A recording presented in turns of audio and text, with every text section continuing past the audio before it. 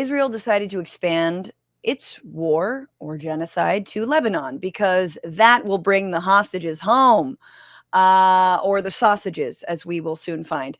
After exploding pagers and walkie-talkies that killed dozens last week or earlier this week, Israel is now on an all-out bombing campaign of southern Lebanon. It struck 1,300 targets, killed almost 500 people, wounded 1,600, also targeted Beirut. And one of the people that was killed in eastern Lebanon, if you're like, gee, I'm sure they're all Hezbollah, which is a legitimate political organization, just like Hamas is, but we don't want to talk about that, so that's fine. One of the people that was killed in eastern Lebanon was this woman, Dina Darwish, who was a UN refugee agency worker. And she's pictured with her son. She was also killed with her son. So this is the kind of barbarity that is being now extended to the people of Lebanon. Obviously, they're fleeing. Leaflets are being dropped. And people are sheltering in schools and whatnot. And Netanyahu is making the same chilling ass remarks that we've heard elsewhere about Hamas. He's just doing search and replace Hamas with Hezbollah. I have a message for the people of Lebanon. Israel's war is not with you. It's with Hezbollah. For too long, Hezbollah has been using you as human shields. It placed rockets in your living rooms and missiles in your garage. Those rockets and missiles are aimed directly at our cities, directly at our citizens. To defend our people against Hezbollah strikes, we must take out those weapons. Now, starting this morning, the IDF has warned you to get out of harm's way. I urge you, take this warning seriously. Don't let Hezbollah endanger your lives and the lives of your loved ones. Don't let Hezbollah endanger Lebanon. Please, get out of harm's way now. Once our operation is finished, you can come back safely to your homes. Sure. Yeah, no, I definitely believe him. I don't know about you, Josh, but I think probably the scariest thing this Halloween you could dress up as and ring someone's doorbell as is Bibi Netanyahu, and imagining opening the door to someone who's going, "You're being used as a human shield, and this house has a missile in it." I'd be like, "Oh my God, fuck. Like, Jesus Christ. Like, this is the harbinger of death. He is so terrifying. And this is the exact same thing they were telling the Palestinians in Gaza about Hamas, except for obviously a much smaller area.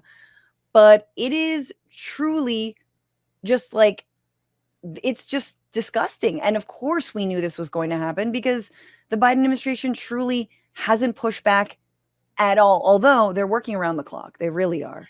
That is a little bit of a galling statement, the working around the clock, right? And it gets brought out a lot, and it's just, no, you're not, you know what I mean? Or it's like, excuse me, Vice President Harris said that at the DNC, right? During her nomination acceptance speech. It's like, no, you're not, you're here. You're not working around the clock. Like it's and not to use that as a distraction, but I just feel like the way that the Israeli government and the US government, to give them cover, are like pretty flippant and pretty glib with what's really happening in the lives that are being lost, even as, I mean, it's an enormously like funding and providing weapons for this military action is enormously unpopular, not to mention the it's politically unpopular and morally abhorrent.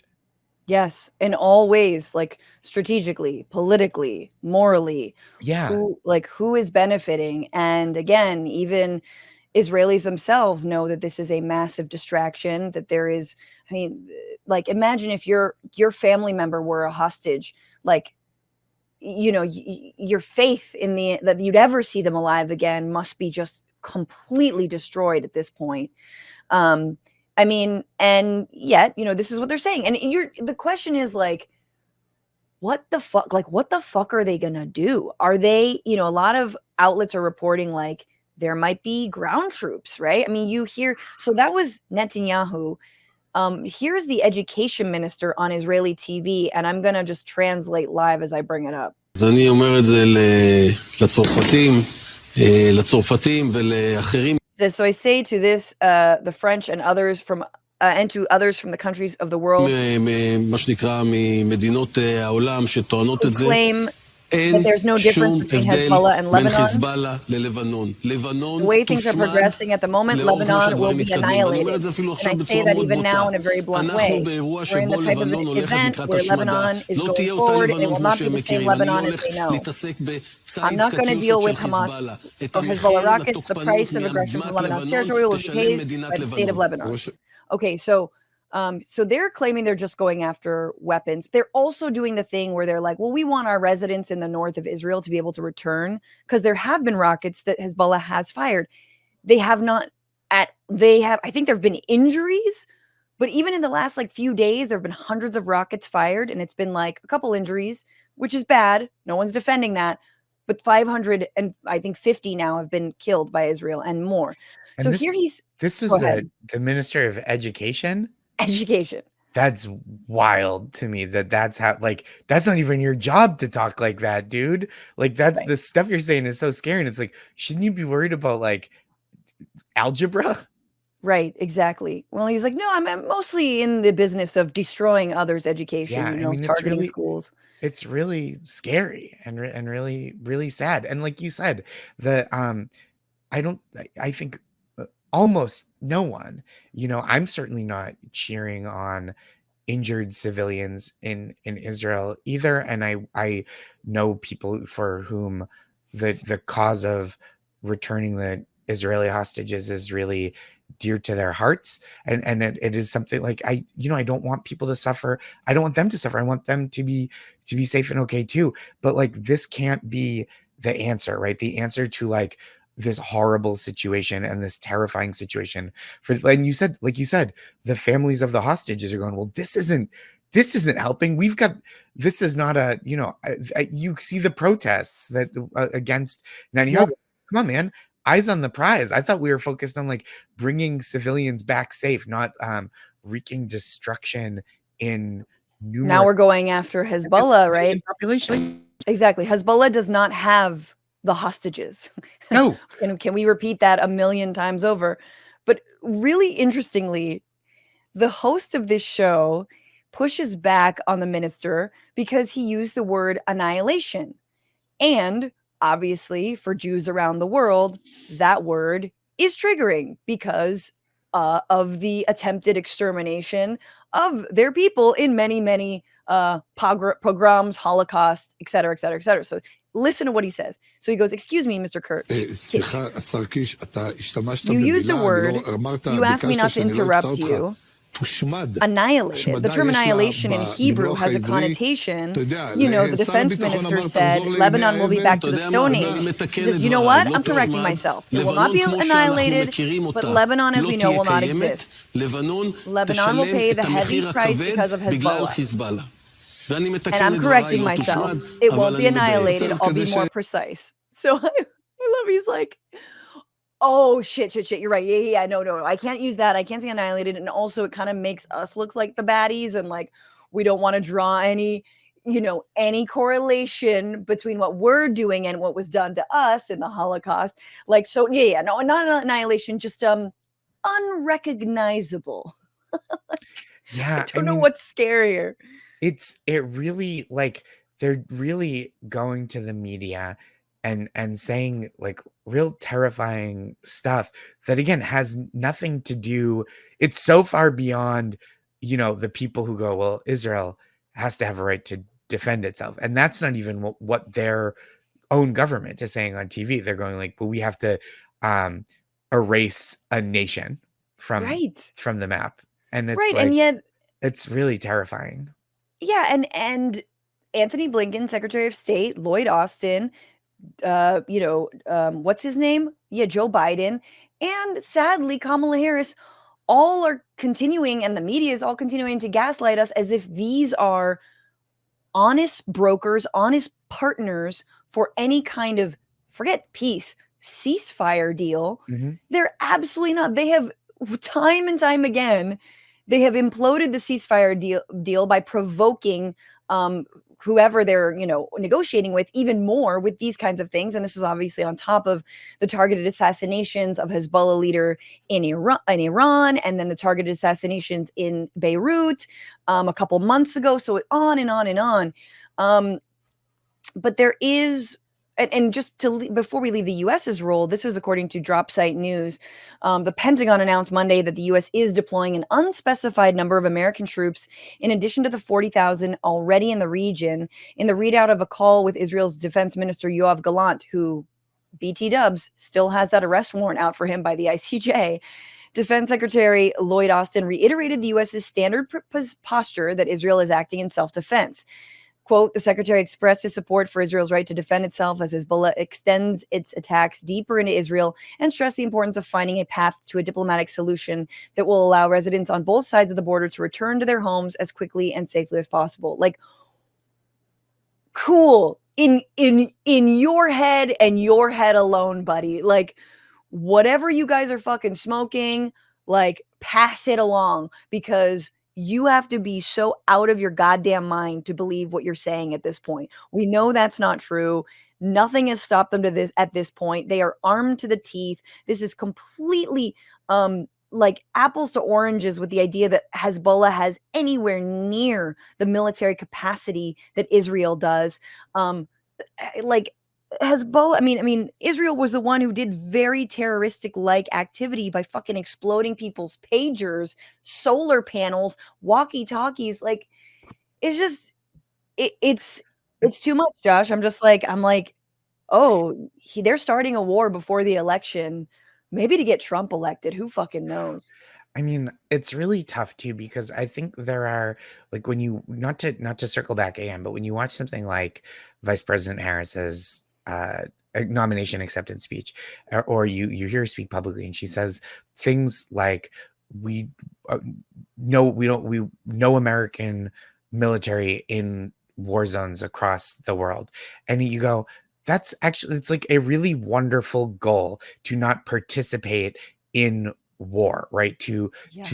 truly seek peace, and to not put Americans at risk, never mind to not use Americans to put people of other nations in danger, and Right.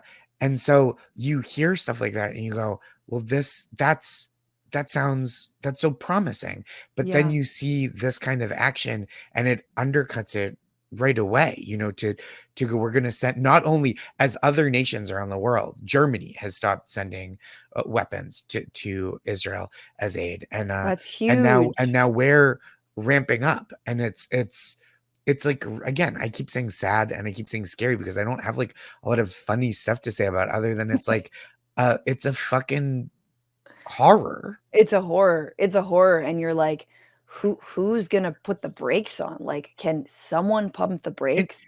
and again, this is not making anyone safer.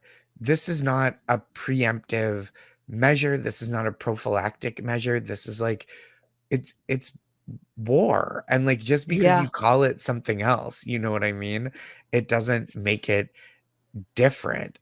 It's De-escalation to in the form of escalation is, I think, what they're calling it. And yeah, you're like, that was the Blinken thing, right? And it's like, that's not, I think it's like flabbergasting to me that people who are old enough, as I think you and I know I am, I don't want to speak for others, oh but I yeah, think no, you and I'm I are old. old enough to remember the Iraq War and the lead Yep. up to it, and the idea that like peace will only be achieved through overwhelming um preemptive force. And Yep. it's like, well, that's not how it works. That can only work if you claim a monopoly on force, right? If you're like, Yeah. I get to hit you and then you don't get to hit me. That's the only, or I'm going to hit you so hard that there's nothing left to fight back. And it's like, it's It's the ultimate never been Karen. right. Yeah, and it's also like, I feel like now we have like the Karen language to talk about it. It's just like the ultimate like global Karen move to be like, I'm gonna punch the shit out of you. I'm like, gonna call the cops on you. Well, And then when you get mad, I'm gonna cry. I think it's even beyond. I think that's besmirching I don't want to say good name of Karens, but the name of Karens in general, because I think, they've gone in this situation, if we're going to extend this metaphor, to the manager, the UN and the International Criminal Court, right? And that's and the manager has said, no, I'm not on your side. Yep. And so like it is when you've got to go beyond the man, that's like going like, hey, there's I didn't get the Parmesan cheese on my pasta, so I'd like a free meal. And the manager says no. And you go, fine, well, I'm going to execute someone at every other table. And I blame that on the manager for not giving me Parmesan cheese. Yeah, absolutely. I'm just going to call in a bomb threat to this Olive Garden. I just want to remember there is still reason to smile sometimes in all of this. And that is when someone attempts to just say the most basic ass line of arguably propaganda, but just the standard ass line that every politician's been echoing since the beginning of this genocide, this war, this conflict, which is bring the hostages home. Here is Keir Starmer, the new prime minister of the UK, who is at a Labour conference that started, I guess, today or this week. Here he is attempting that very, very simple line. I call again for an immediate ceasefire in Gaza, the return of the sausages, the hostages. One more time. Wait, one more time. I call again for an immediate ceasefire in Gaza, the return of the sausages, the hostages. The sausages, all the hostages, whichever happens to materialize first. At this point, I think it's going to be sausages. Get your sausages, bring them back. Like, this is Hebrew National is like, leave us out of this. This is not, we don't want to be involved. But and it is. Yeah, the Hebrew National's like, we're anti-Zionist, bro. Might be in the name, but we don't want, like, the sausages. Leave the sausages. This isn't about the sausages. They're all beef. We understand this. But truly, like, that's like, I don't know. It's so, because that's the thing. Like, people, that is such a reasonable aim. And it is being so thoroughly thwarted by this aggressive military campaign that is taking so many lives. It's not the aim. And that's like, this is the point. We're almost at a year. And the answer is, to me, anyone who echoes that line without being honest about how unserious Israel is about actually saving people's lives is lying. It's never been the goal. It hasn't been the goal. They have killed more hostages than they've rescued. They're completely bad faith when it comes to negotiating a ceasefire. They don't give a fuck. So why do we have to treat them like they do? And the most hostages that were returned, right, were returned during that temporary ceasefire. So we know that the diplomacy is more effective than the militarism. And I think that's just like, it's something that's so important, again, that on a moral grounds, but also political and practical grounds to do that. And it's like, maybe that's what Netanyahu is actually trying to do. Maybe his whole thing is like, actually, we just want the sausages back. This isn't about the hostages anymore. Keir Starmer just said what I said on a private call. It's all about the sausages. It's just about the sausages. What's going on, Frantifa? If you haven't already, subscribe to this channel right now. Hit that button. And also, you can become a patron and support the show every single week. Get access to bonus episodes and exclusive merchandise. Patreon.com/Bitchuation Room. Do it.